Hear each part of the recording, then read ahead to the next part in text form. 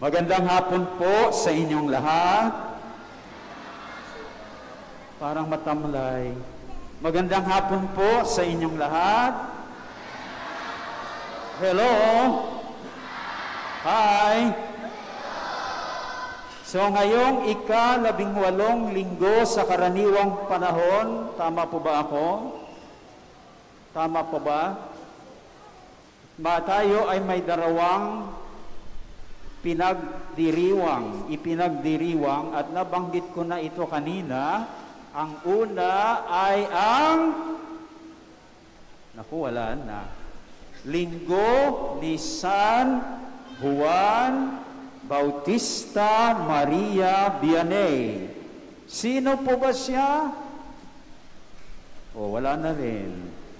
Siya ay patron ng mga kaparian, lalong-lalo na ang mga kura paroko. Ano sa English ang kura paroko? Parish priest. Sino ang ating parish priest? Alam na alam ninyo. Very good. So, yun. So, yan ang una. Ang ikalawa ay kaugnay sa una, at ito ay alin? Linggo ng mga kura paroko. Ngayon, anong aral na hango sa mga pagbasa ngayong ika-18 linggo sa karaniwang panahon, nasasaklaw sa dalawang ating ipinagdiriwang ngayon? Ano yung aral na yon?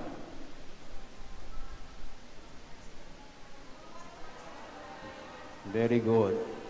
Gumawa tayo upang magkaroon ng pagkaing hindi nasisira at nagbibigay ng buhay na walang hanggan. Idadagdag natin siguro, may dagdag ako dyan, sa patnubay ng ating kura paroko na ang patron ay sabay-sabay naman, si San Juan Bautista Maria Vianney. Ngayon, ang ama ay para saan? Alam niyo ang ama?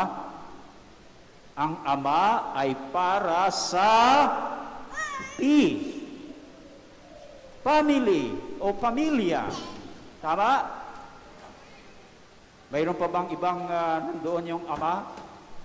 Yung ama ay nasa pamilya. Ngayon, kung ang ama ay sa pamilya, ang kura paroko ay para saan?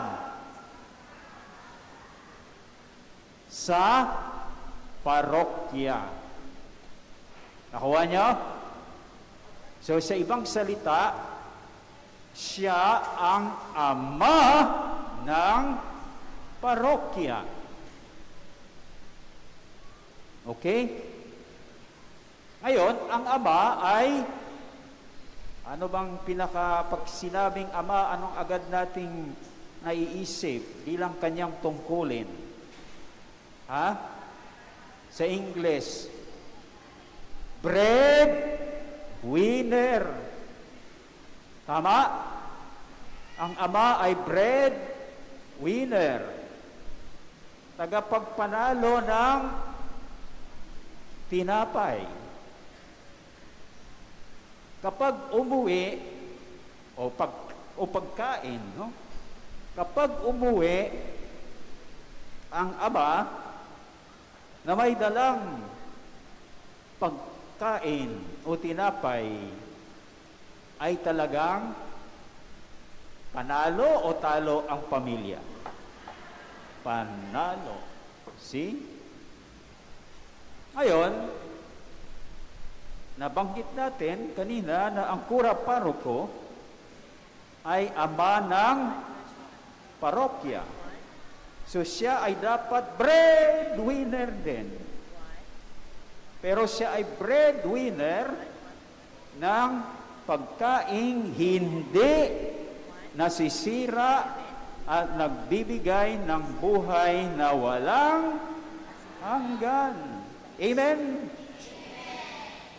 Kaya kung sa patnubay ng ating kura paroko, tayo ay gumagawa upang magkaroon ng pagkaing hindi nasisira at nagbibigay buhay na walang hanggan, tayo ba ay talo o panalo?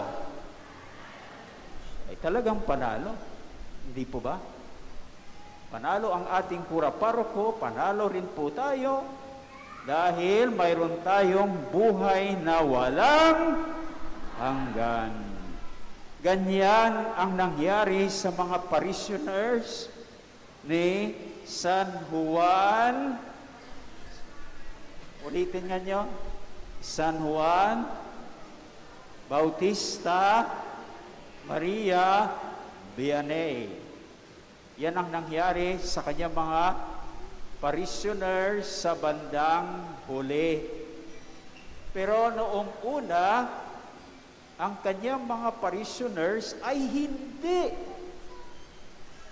gumagawa para magkaroon ng pagkaing hindi nasisira. Anong kanilang ginawa? Para magkaroon ng pagkaing nasisira. Ito ay totoo rin ating makikita sa unang pagbasa.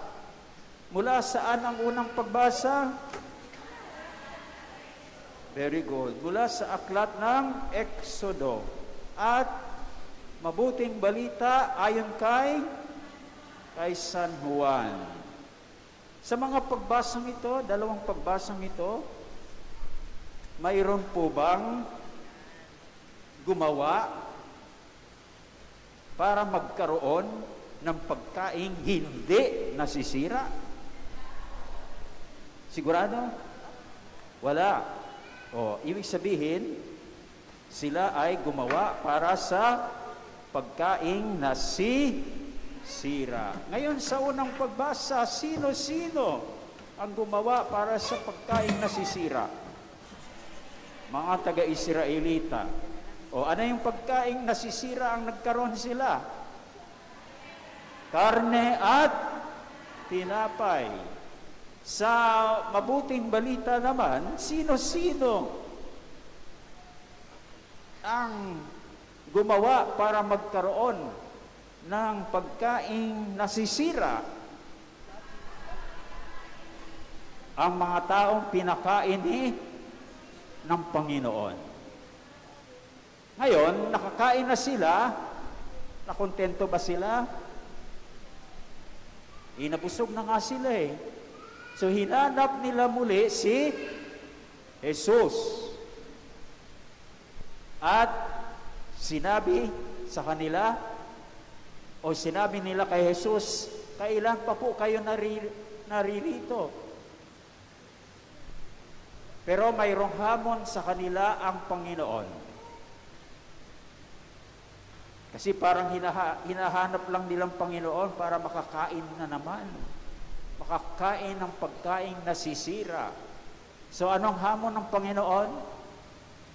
Gumawa kayo hindi upang magkaroon ng pagkain nasisira, kundi ang pagkain hindi nasisira at nagbibigay ng buhay na walang hanggan.